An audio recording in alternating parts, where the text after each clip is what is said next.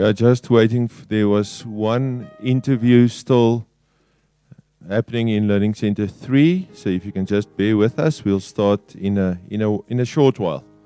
We will start. Thank you to everyone in Roodepoort. If you bear with us, we'll start in a moment.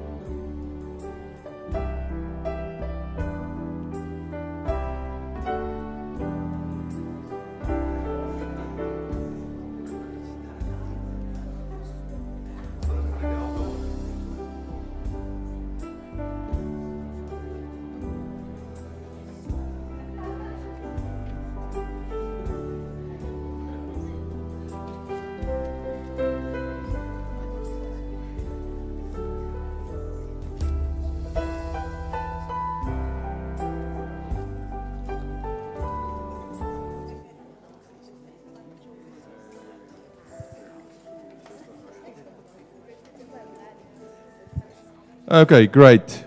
Good evening, parents. Just before we start with the welcome and opening, I would like to request if we can please switch off our cell phones, or if you've got medical responsibilities, at least put it on silent, please, so that we can have an efficient and uninterrupted parent-teacher fellowship. It's my honor to welcome Pastor Tasha as senior pastor covering of the school and of the church. Thank you for being here. Thank you for giving up your time. I would like to welcome all the caring pastors of Gateway City Church. Thank you for being here. And then welcome to our parents. Great to have you with us. Thank you for your commitment shown throughout the year. And then welcome to the staff. And then welcome to Roodepoort.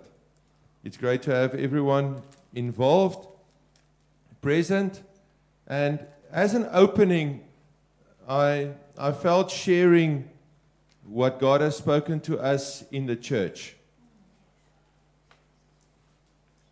That's a wonderful influx.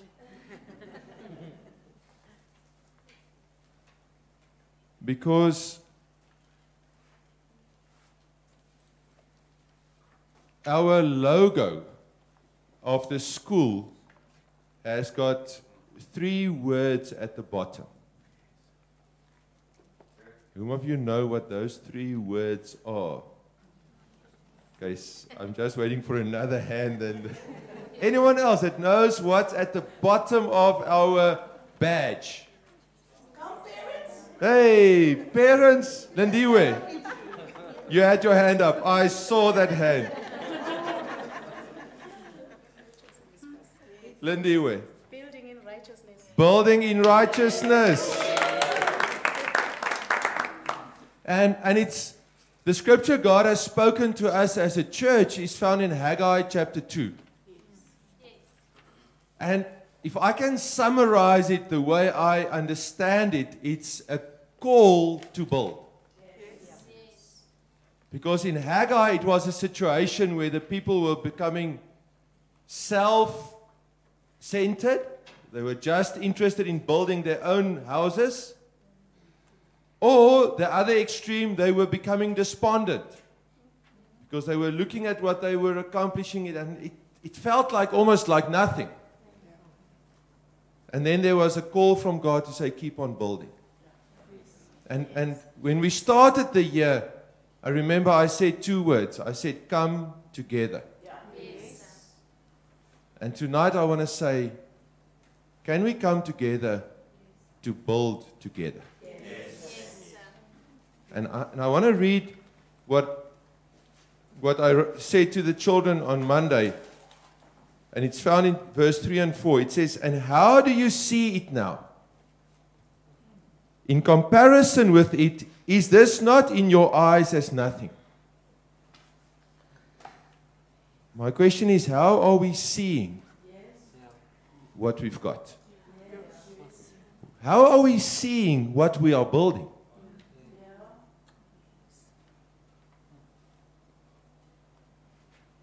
And I want to say the following. Do not allow your experience. It's almost like this is, I hope you will really, really grasp this. Do not allow your experience to determine your expectation. Can I repeat it? Do not allow what you see to determine what you are expecting. Do not allow your own experience to determine your expectation of your children.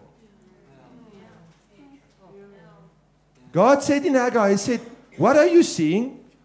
But He says, what you're seeing is not what's really happening. Let me show you what's really happening. And I want to urge you, I want to plead with you. Come together, build together. But don't build according to what you are seeing. Don't build according to your own experience. Have an expectation that God is building a righteous generation. And then God says, yet now be strong. He says it to the leaders, He says it to the church, and He says it to the people. He spoke to Zerubbabel, but in any case, He spoke to all spheres of society. He said, be strong. Destiny Academy Gateway parents, I want to urge you, be strong. Yes. Don't give up. Yes. Whether what you see is not what you thought you were getting by now, don't give up. Yes. God said, be strong. He said, work, for I'm with you. Yes. And as a school, I want to convince you. I want to say to you, God is with us. Yes. But we must be strong, and there's work to be done. Yes. And the work is the work of building. Yes. Our commitment remains to build your family, to build your children, to build them. But we cannot, we are one track of a railway line. We need you as a household to build with us. So in the beginning we said come together. I want to say let's stay together and build together. Okay? I hope you are heeding the call. The call is stay together, but build together. Build your children. When they go home, build them. Build what we've built at school. And when they come back to school, we are going to build what you've built at home. We cannot have building in righteousness as the bottom of a badge, but we do nothing. There's work to be done, and the work is building. And for that, we need courage. Okay, so take courage tonight that we are here to keep on building with you. But please know, we need you to build with us. We cannot build your child alone.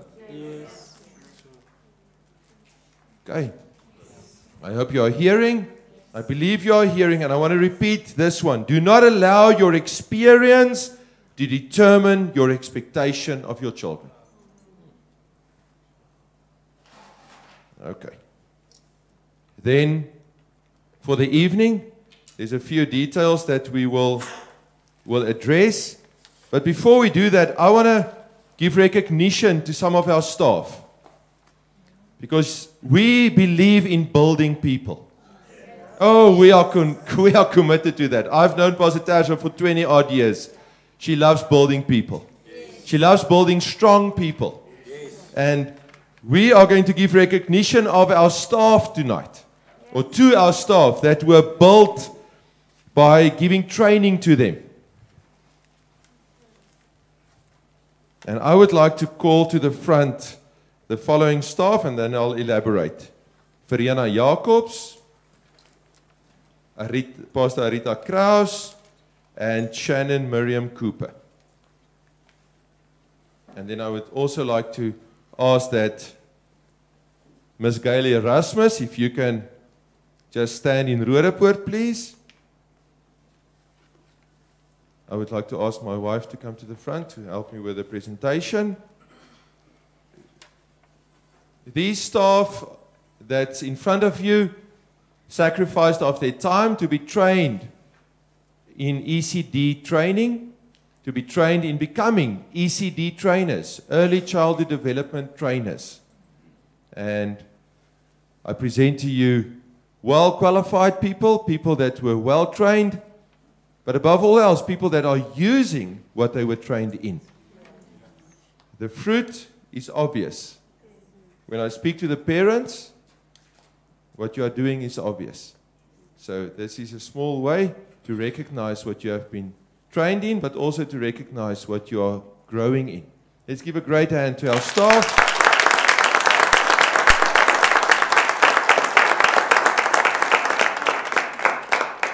And then Ms. Gayle Erasmus, she's not present here, but she's in Roodepoort. She successfully completed AEE monitors training. So well done to you, Gail. Let's give a great hand to all our people that have been trained. Thank you.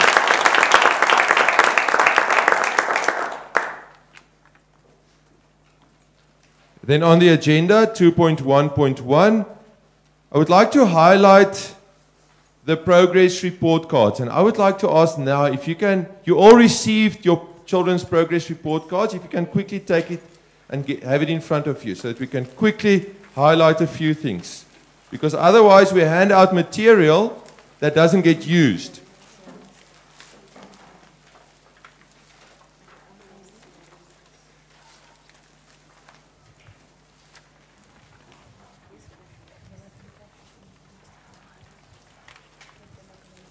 And I would like to ask that we start where we are, start at the most important part. Turn to the back.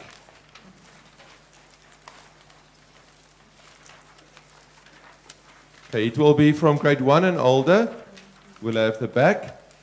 The preschool grade R parents will have a progress report card as well. It will be on page 2. On page 2. It's desirable habits and traits. It's about character. I am fully convinced that there's a limit to what academics can do for you.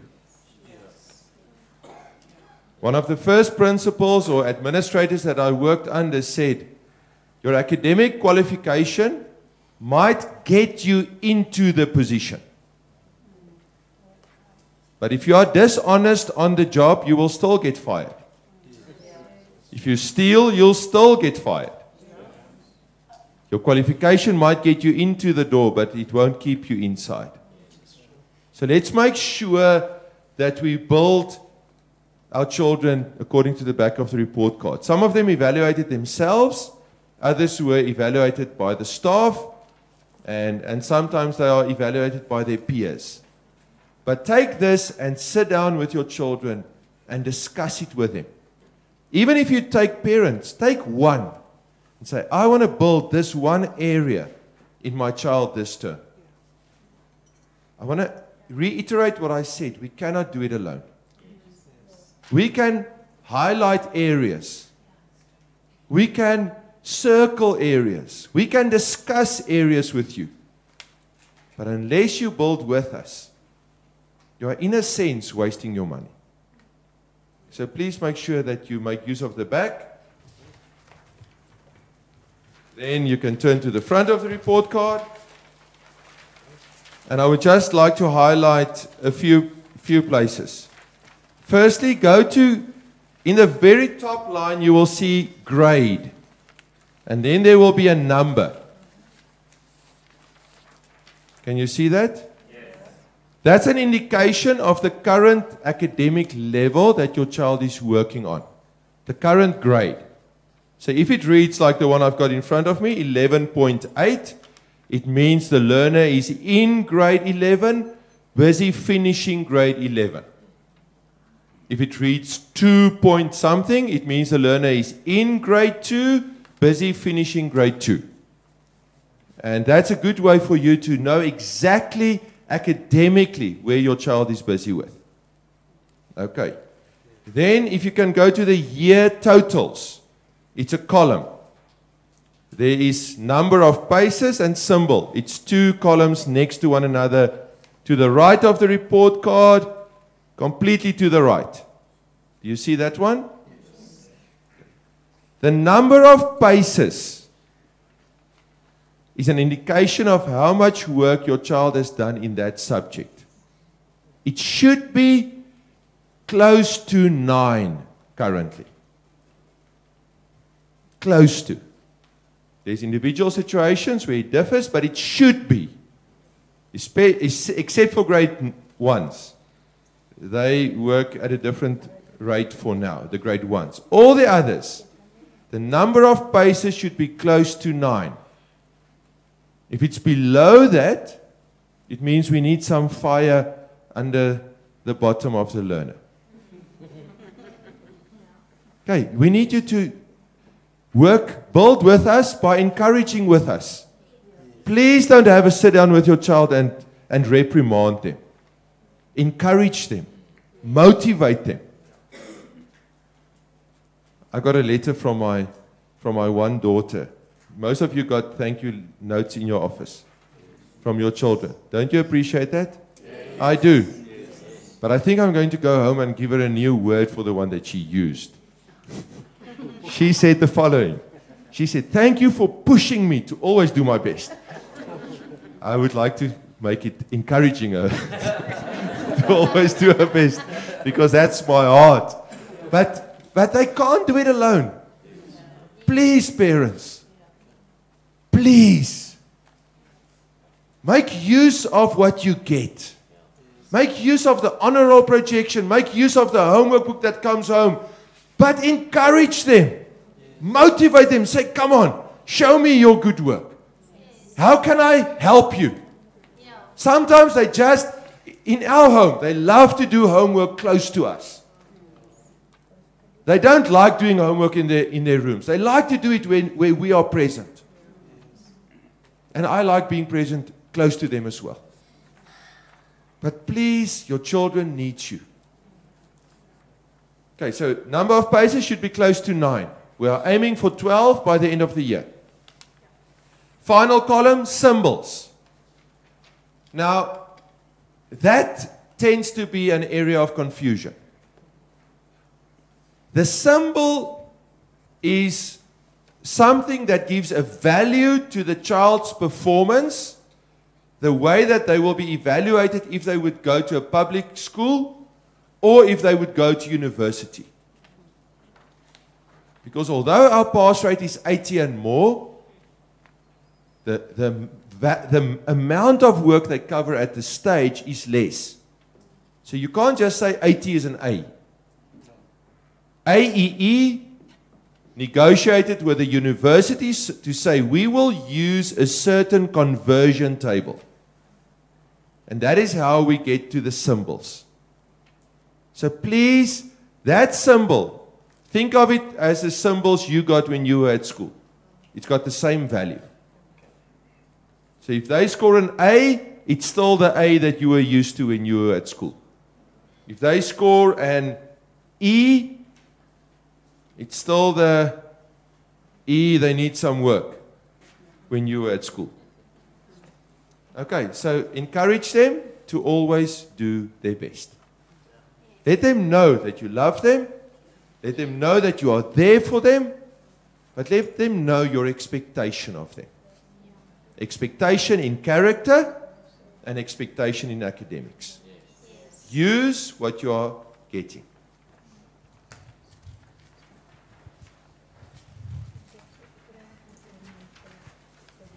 And then finally, you will have an honor roll projection in your envelope. That's an indication of what we are expecting of your child to be done during this term. Motivate them, keep them accountable. Can I give you a tip? Make a copy of this. You will get a copy. Am I right, staff? Yes. A copy goes home. Yes. Put it on the fridge. And when they come home with their congratulations slip, go to this piece of paper, write the score, and tick and cross off as they finish it. Don't tell them you are interested, but you are doing nothing about it. What we do builds more than what we say. Build your children with us by doing, not major things, but special things to make them aware that you are aware of them. Okay? I hope that this will help you. Yes, Pastor Tasha?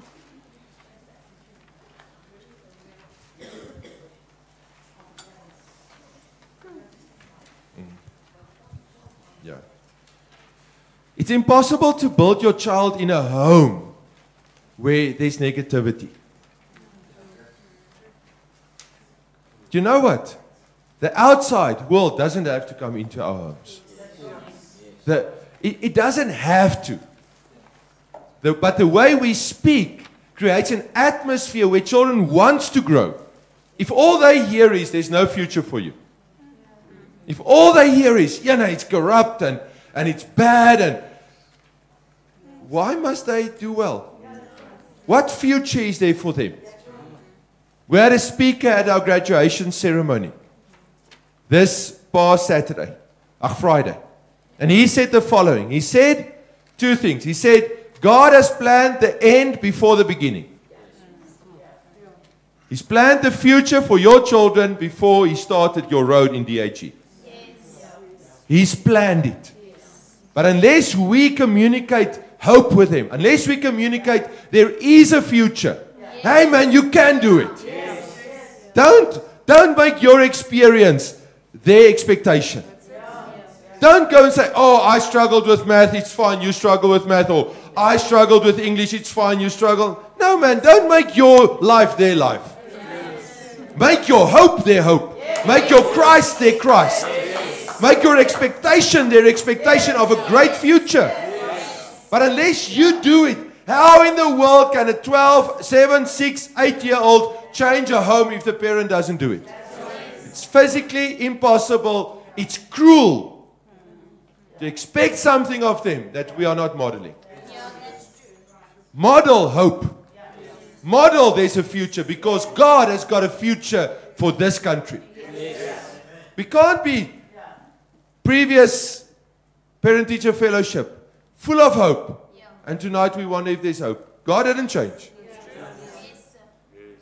I'm going to be blunt. No matter the outcome of the ANC conference in December, God is still God. No matter who's president, God is still king. There's only one throne with Christ on it. We are safe in him. But your children need hope. They grow where there's hope. They grow where there's positive affirmation. They grow where there's people willing to come alongside them and say, it's fine to struggle, but come on, we'll overcome it. But it's up to us. It's up to us as parents what we will model as a message in our homes. It's vital. Okay? It's vital that we leave work at work, get home and be a parent to our children. Get back, quickly detox from all the negativity at work. Get your workplace out of the way. They need you. I remember years back, I heard someone say, he said, there's a limited time where your children will be looking for you. That's a limited time. Don't waste it. Currently, at the age your children are, our children are, they are looking for us. They want to speak to us. They want to spend time with us. Don't waste it. I can guarantee you it runs out. But don't waste it while you've got it. Okay.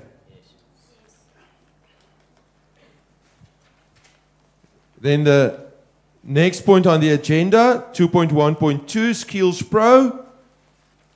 And in this regard, I just want to say the following, and this applies to grade 7 and older parents. And it applies especially to a number of our parents in Roodepoort. The moment your child reaches English 73, we would like them to start with Skills Pro, which is a computer using and literacy program. It's very good. It's rated as an ICDL. It's equivalent to what you get if you go to one of the colleges and you do the ICDL certificate. So it's really valuable. But I've got a challenge. For some reason, the children don't see the value in that yet. So we are paying money to register them on it, but then they don't use it. And I would like to stop wasting. So I would like to ask parents, speak to your children if they are there. Encourage them to take it, because I will be following up with all the parents whose children is at English 73 and above. I hate going to a place that offers the best available menu, but we don't eat from it. It's like having an a la carte menu, but you only order water. It's healthy, but it doesn't make sense.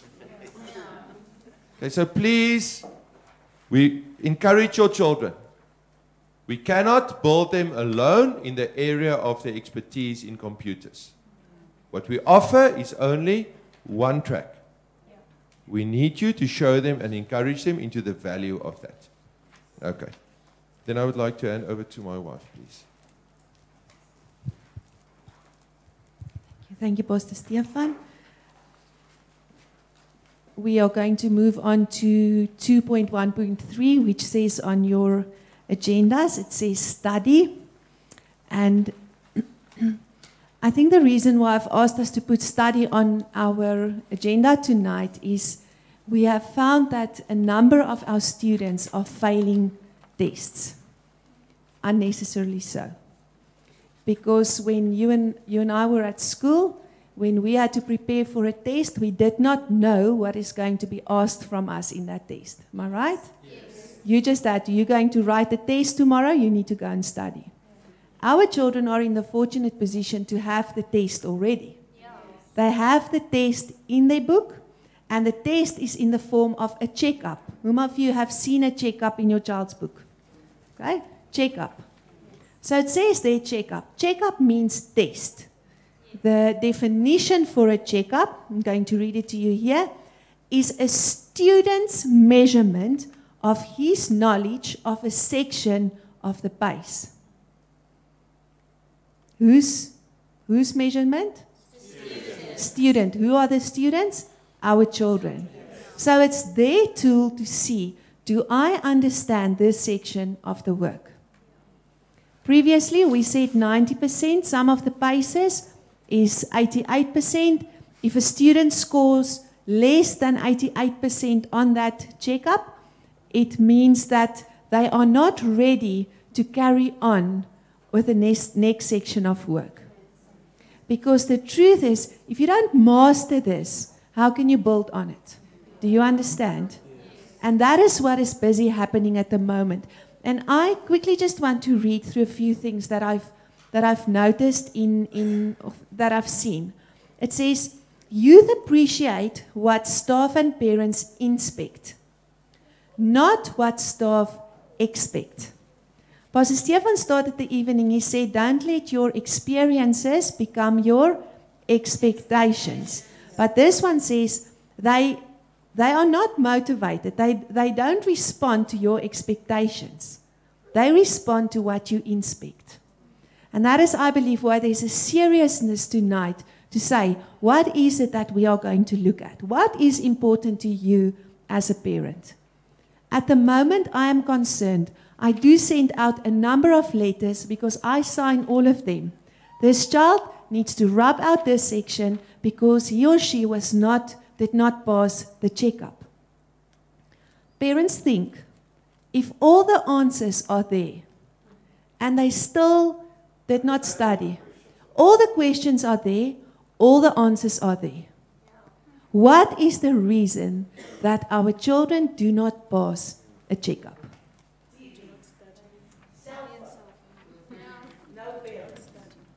There, Pastor Tasha saying it. Cell phones, televisions, absence of parents.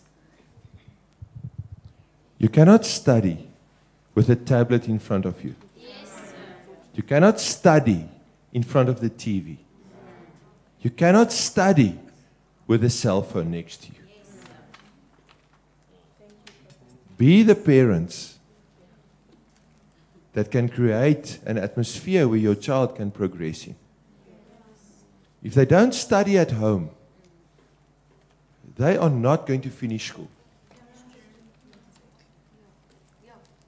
You are wasting money and time, but just let's wake up. Let's wake up to the reality of where we study and how we study. Okay, so I made a note here and I said cell phones equals distraction. Okay, they are really a distraction to our children. Apart from, you know what, even if they don't have the cell phone with them at that time, I had a lovely conversation yesterday with a mother. I said, even if the child does not have the cell phone in her hand, she is still thinking about the next time she's going to have it in her hand and what's going to happen with that game and where she was with that game, and or if they are communicating with one another. I wonder if that one has responded on my text. I wonder if I go to my... So their minds are totally, what do we say, absorbed by what is going on in the phone and on the phone, even if they do not have the phone with them. And I want to encourage us as parents to say, please limit cell phone time. It's distracting our children. It is causing them not to be able. It's fine if you give it to them over a weekend and say, okay, you've got this time to use it. And I do understand that our children that travels with taxis from, especially Morgenson, I would also be more secure if I know my child has got the phone. But then give them something that can only phone.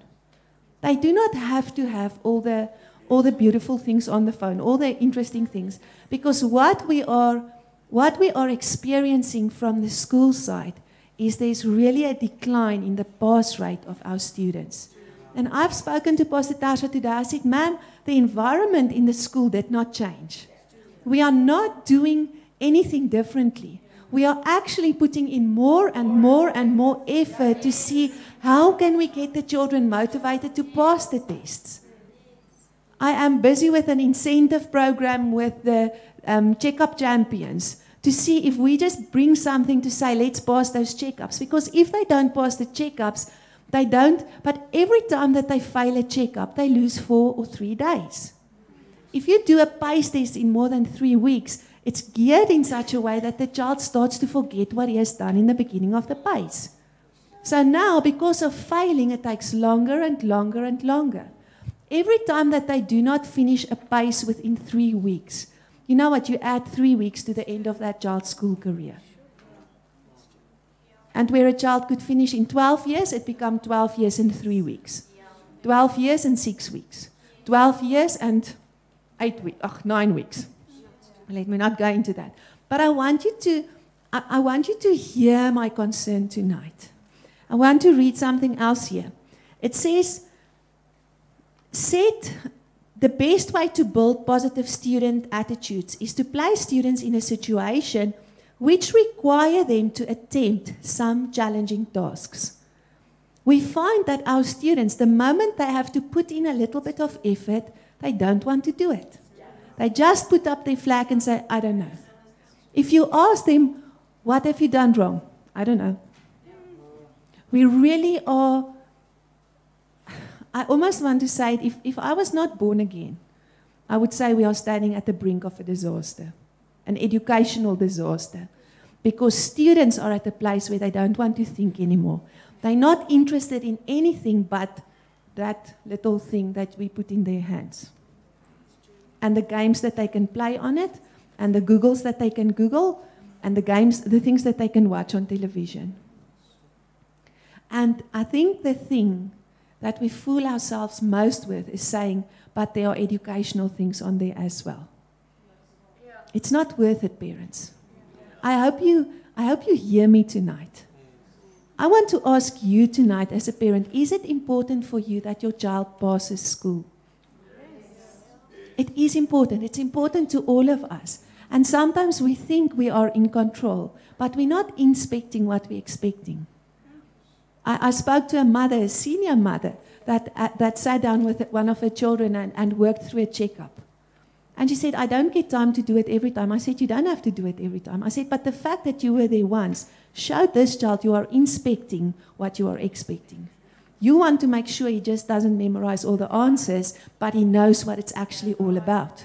That's what it's all about. That's hands-on parenting. So we must give them something that will challenge them. Tasks which force them to set priorities. To struggle. When last did you allow your child to struggle with something? Without just jumping in and giving them everything that they want. To concentrate. To seek alternatives. If it doesn't work this way, find another way.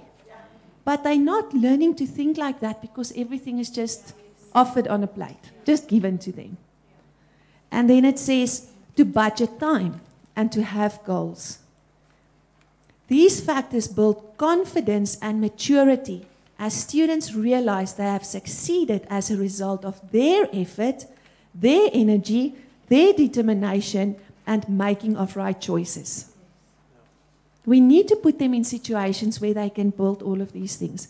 When I was preparing for the graduation on Friday night, you know what, I read something, a graduation note that says, please make sure that you thank everyone that helped you to get where you are today. Google, Facebook, and those were the things that was mentioned on a graduation page. I sat back and I thought, no. But that is the role that these things are playing in our children's lives. And I want to pre-warn you tonight to say, parents, positive and I said it, but wake up. Don't let them fool you. They are not that much in need of technology. Because they won't know how to work technology if we don't form their minds. Okay, so keep those things in mind. And they spoke here about a proven combination or flag flying. We call it flag flying. Because children are not really interested in the work, they're just here because they have to be here. They're not really interested in getting knowledge. They're not really interested in learning new things. They're not challenged by difficult sums because they know they can just go and Google. And then they get to this place where we say, you know what, you need to always give them something to work. And there is a place for this, and I quickly want to read this. It says, a proven combination for reducing flag waving is for staff to avoid answering questions. you know what? We cannot always give them the answer. And you as parents also need to create opportunities where you force them to think. Plus, have a dynamic incentive program that constantly dangles juicy carrots in front of hungry children. Don't tell them every time you pass, I will give you 100 rand. You know what, you're going to make yourself broke. But they must know. And the biggest incentive for a child is to see satisfaction on your face, to see that you are proud of them, to see that you are happy with what they've done. That is, to me, one of the greatest incentives. Without an incentive program, staff fight a constant battle with lazy and unmotivated children who would rather wave a flag than struggle through a problem. An attainable goal encourages a potentially lazy child to assume responsibility to answer every question. Now listen to this. Very few questions in your children's spaces are actually require staff assistance. Pastor Arita, if I see the word actually, then I think of your son. Actually, it actually does not require assistance. If they do thorough work, they are supposed to be able to answer that. That is it. And it says, even the most difficult places can be work. And then I want to encourage you tonight to go and inspect the way in which your child does his or her work. You don't have to check for correctness, but start to go and see, is this what I want? Is learning really taking place? And why not? What is there that is preventing my child to learn? And the last thing that I then want to say about this is in connection with checkups. Checkups is a student's measurement of his knowledge of a section of the pace. Previously, they could have done it at home, but we do it at school and we sign it because we want to make sure that the child knows the pace. What's happening at the moment? Because children come to school, they're supposed to come to school and do tests immediately. So what they do now, because they're not prepared, they eat their academic time at school because now they learn at school. So they only start with today's goals at 11 o'clock because they had to learn. So what goes home? Homework. So tomorrow morning, if you haven't had homework and you are prepared and you've got nothing to score, those children who already have the privilege to immediately, that's the only flags that may fly early in the morning. So children who are ready can immediately, 7:30, do a self-test or a checkup. So they can start with their daily goals immediately. But if they come to school not prepared, not focused, you know what, the day just goes like this. We send home children with piles of homework. You send a child to school who's not motivated because now I have to still score my homework. I trust you can start to see this circle. But what is it that you want for your child? A motivated child who is focused, who is dedicated, who is prepared, or a child that comes to school and now we need to do the whole. And in the end, you know what? I know how it goes. Mom, the staff doesn't want to answer my flag. They take forever to answer my flag. It's not the truth.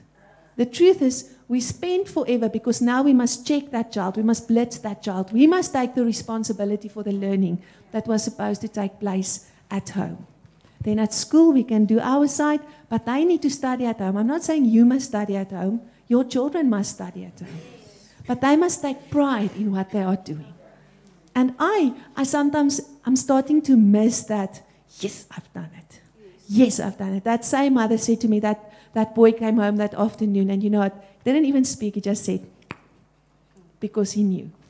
It was the effort, I understood it, I can do it. And if a child starts to realize I can do it, you know what, unstoppable. So let's raise I can do it children. They don't have to have everything right. Not. We don't want perfect children. We want children who fix mistakes, who are willing to work hard, and who doesn't come to school wasting time because they think you don't care. Send motivated kids so that we can send motivated kids so that we can build a motivated generation that can change our nation and impact it for generations to come. Okay, so that is just on studying. It's very, very important, and let's really be alert that cell phones are not that good, not that necessary. for our children. Good, then I want us to go to 2.2, which says DIG Basics. And I would like to ask my lovely assistant to come to the front so that we can just show you. It's fine, Pastor Stefan. Thank you, Pastor Arita. Thank you. Okay, you can stand forward, please, ma'am. What we notice at the... You must move in. Thank you. What we've noticed at the moment is when God spoke to to Gateway City Church about Haggai, the two words that really stood out to me for the school is wholeness. You know what? And a whole is something that is in a complete or in a total unity. It's completely, it's in order, it's right. So from the school side, we are inspecting handwriting. We are inspecting accuracy because that's what we expect. So those are the things that we as a staff are looking into, making sure they write neatly, making sure they sit neatly, they speak right. You know what, we are really... But what we have seen is, you know, if a child is not dressed correctly, that's not part of the wholeness that we're trying to build in. I've said to all the parents that we've seen during the interviews for next year, and for those of you who are interested, we have accepted 15 grade 1s for 2018, which we are very excited about. But we need to lay a foundation for those children to come in and to find something that will benefit them for 12 years. Okay? So if the children are not dressed correctly, if a child looks good, he feels good. And if a child feels good, effective learning can take place. If you send your child to school and he's not dressed like all the others, that child feels exposed. That child thinks, why am I not looking like all the others? And they, instead of lifting their chins, and what we say at school is lift your chin and walk like you know where you're going to. That is it's not our motto, but it's one of our mottos. No, lift up your chin. Now, I'm not dressed correctly, so what do you have? Immediately a child that shies away, a child that feels exposed. Okay, so this is very, very important to us. We are now in term 4, and for term 4, every child that is in grade 1 up to grade 7 comes to school, the boys, on a Monday, Tuesday, Wednesday, Thursday, and Friday. They come to school with a white shirt, their DIG, a short-sleeved shirt, their DIG pullover, short grey pants. If it's got, excuse me, Pastor Arita, if it has got loops for a belt, they must wear a belt. If it does not, then they don't have to wear a belt. And then they wear grey, I'm calling them bobby socks, knee-high socks with their black school shoes.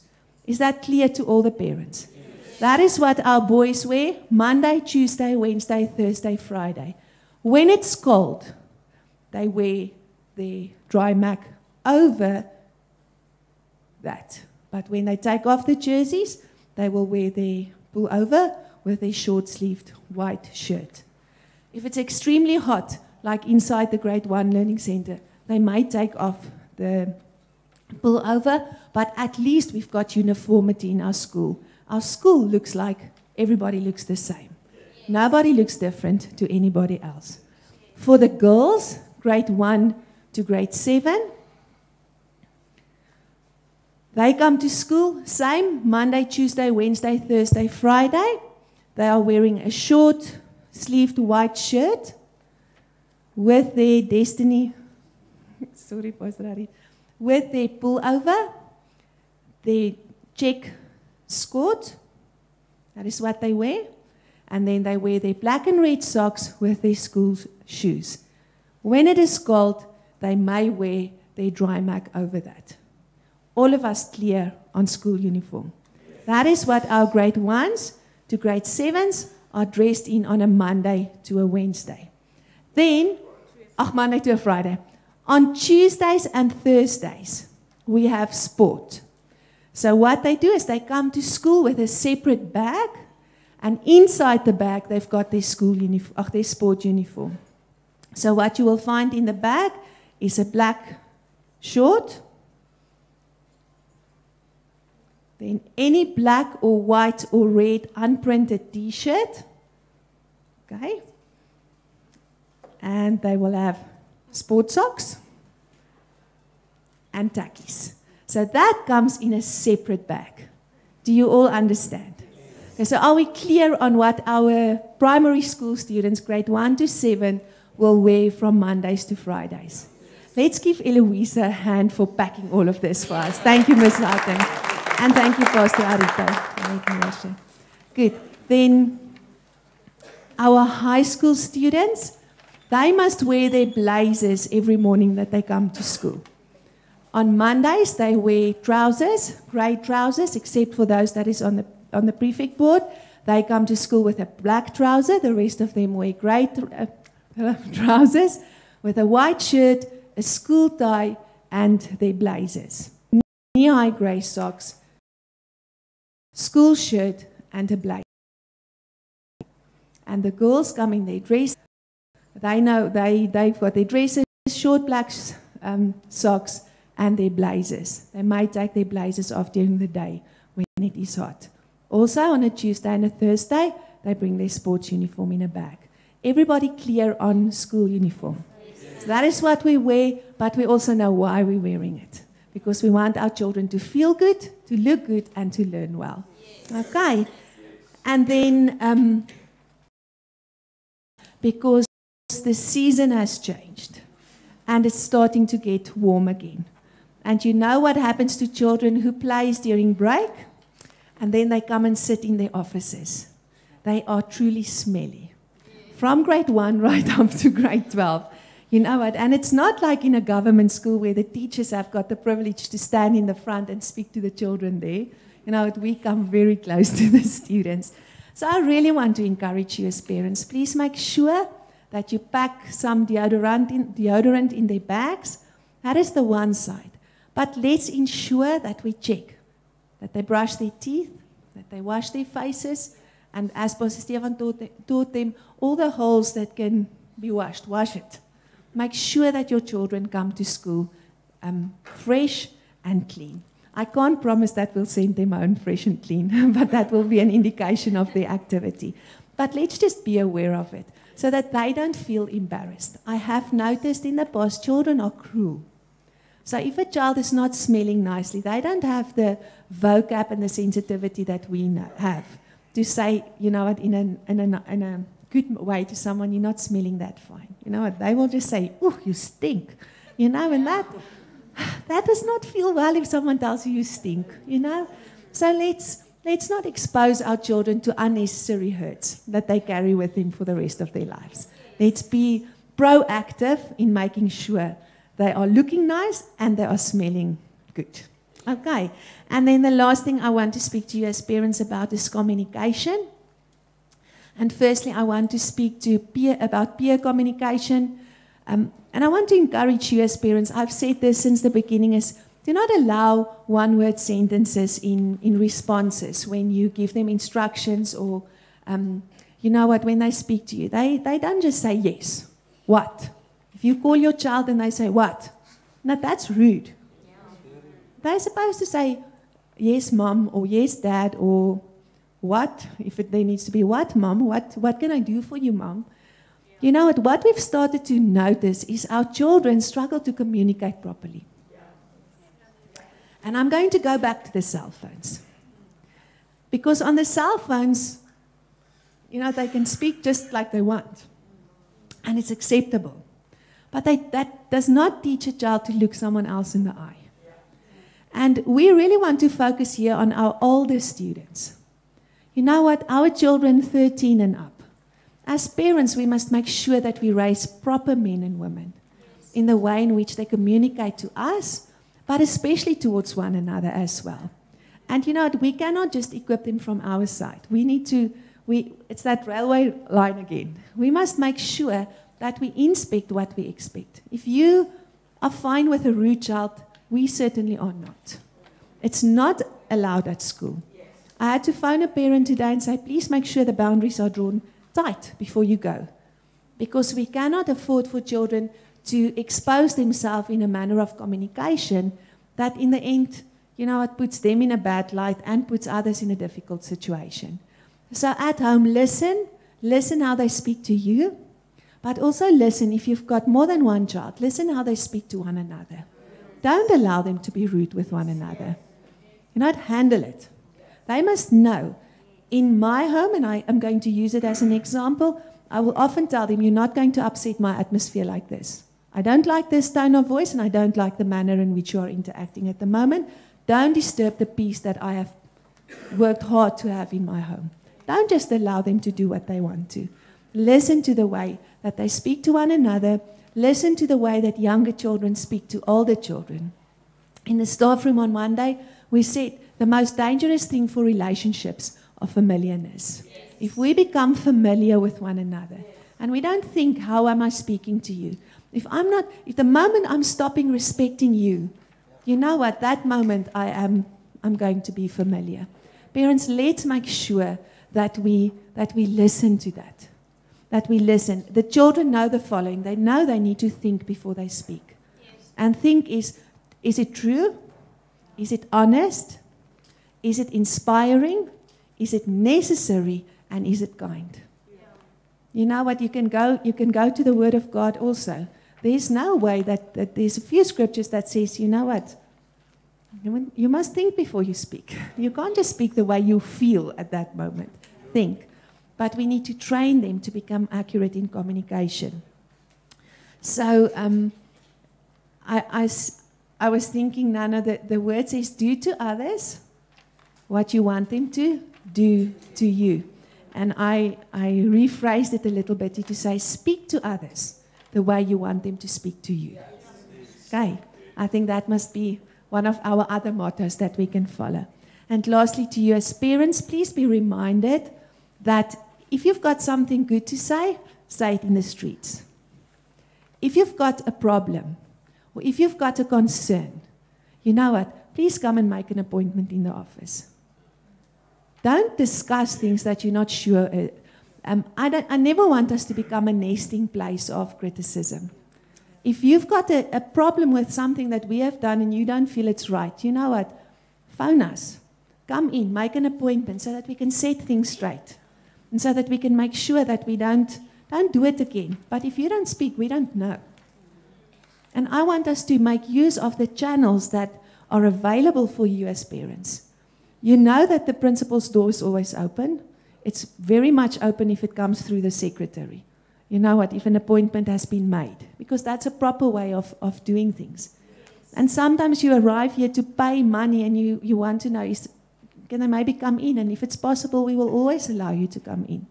But the truth is, don't just jump on a phone and phone a supervisor or a monitor. That's unacceptable. It's not proper communication.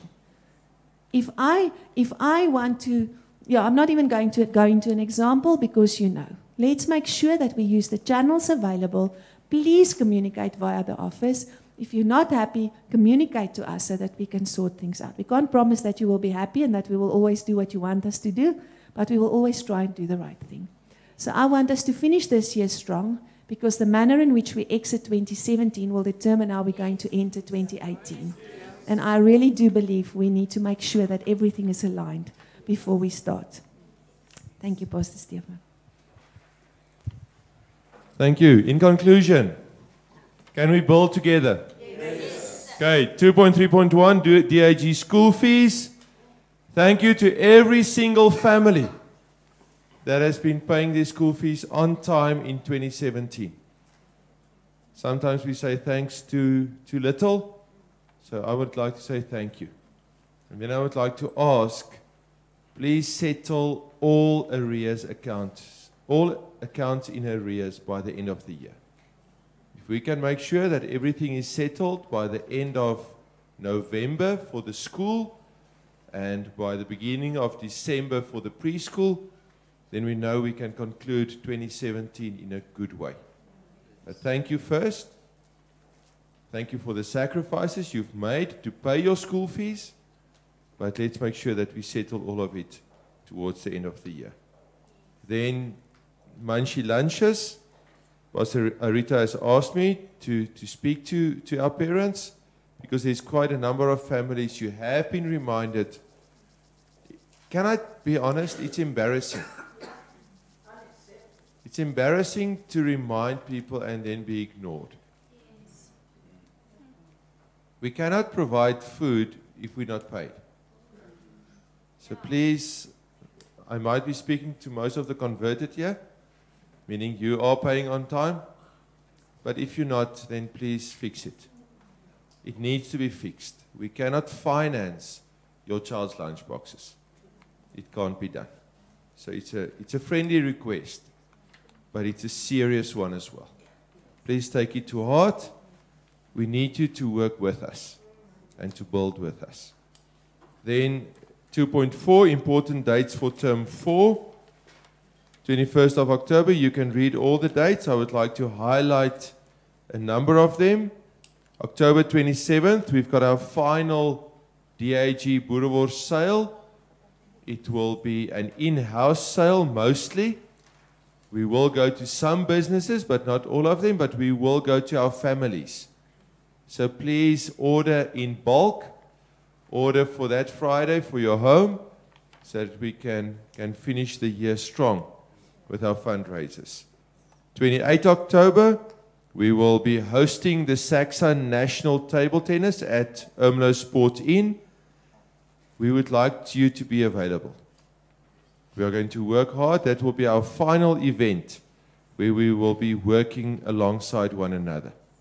Please try and put it aside. We will send out communication, and you can just respond if you are available to help with that. Then the rest of the dates, November 10, it's our Dancing Towards Destiny concert. Okay, the staff of Dancing Towards Destiny, please help me with the theme.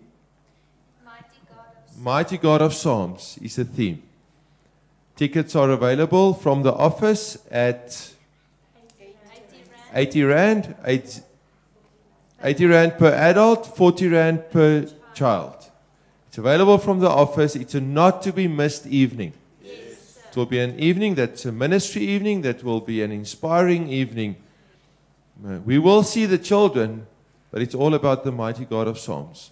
Yes. It will be our first time that we will be making use of the School of Rail Hall. Next door, parking will be in a secure area. So please invite people. Please come to the office, order for your family, buy tickets for your family, and come and help us fill the hall with not only bodies, but a lot of expectation.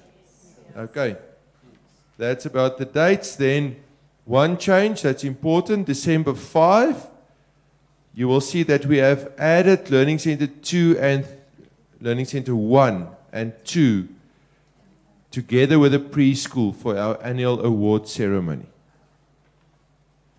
It's a bit different to the calendar.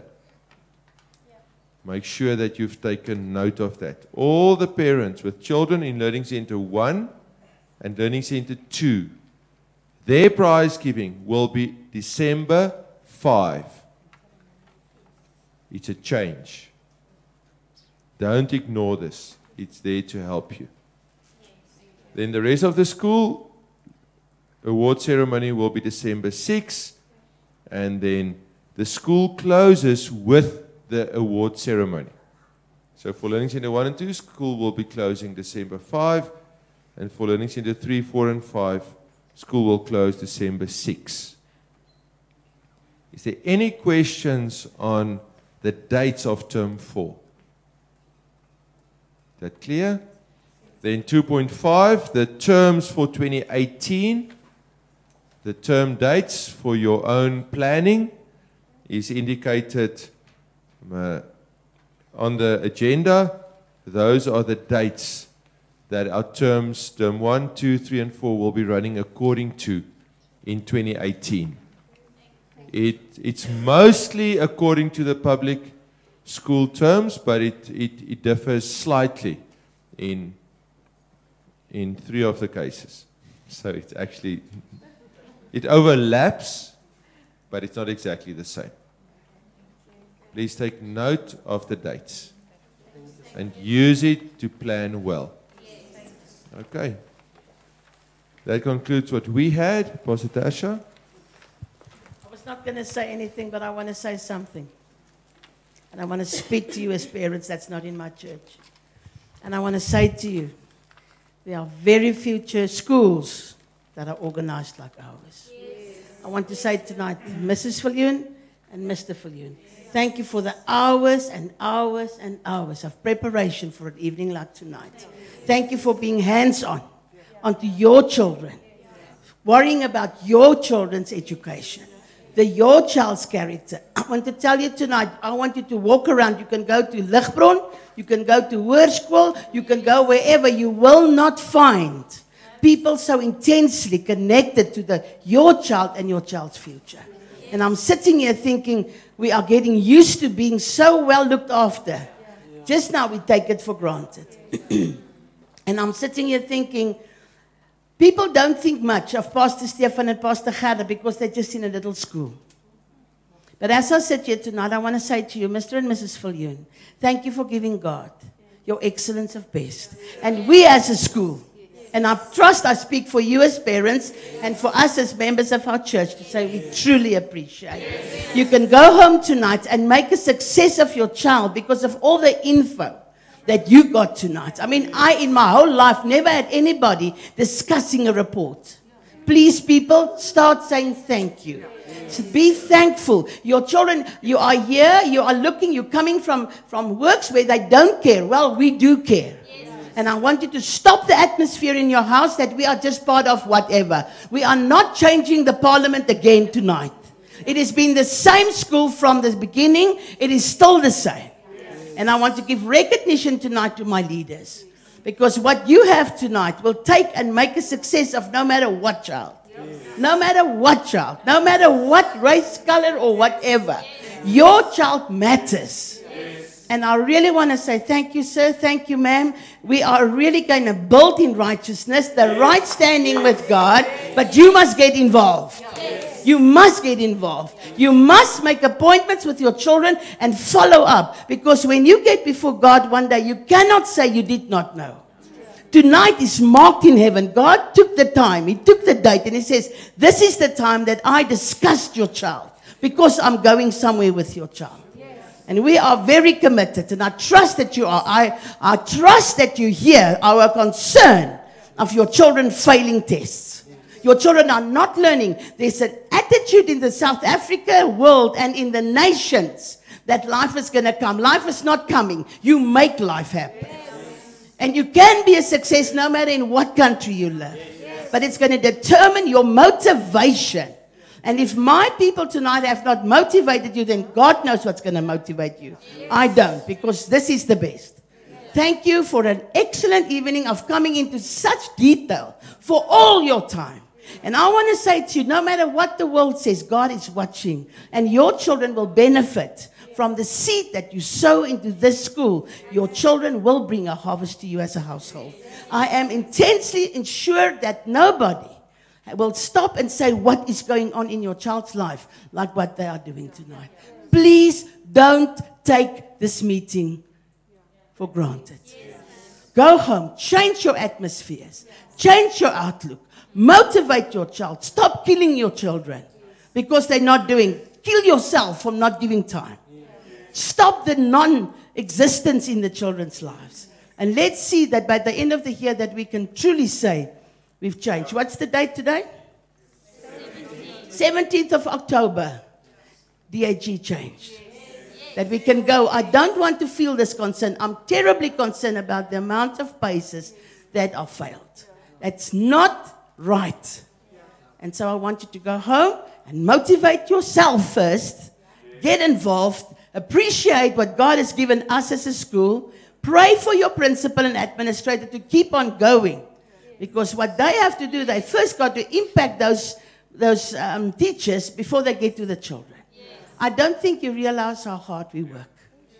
I don't think the concerns you can imagine. Some of us, you're so busy with your own little world that you don't know that we are carrying all your lives, even if you don't want us to. So get involved, make the phone calls, Share your life. Sit up straight so that your children can sit up straight. Have respect for us. Then we will have respect for our school. And let's build it for future. Let's build it for the future. Get out of South Africa motivation of nothing. No one's owe us anything. We owe it to ourselves. We are our biggest enemies if things are not working. Let's put our hand together and work together. And sir and ma'am, I truly appreciate tonight. May you drive safely. See you next time.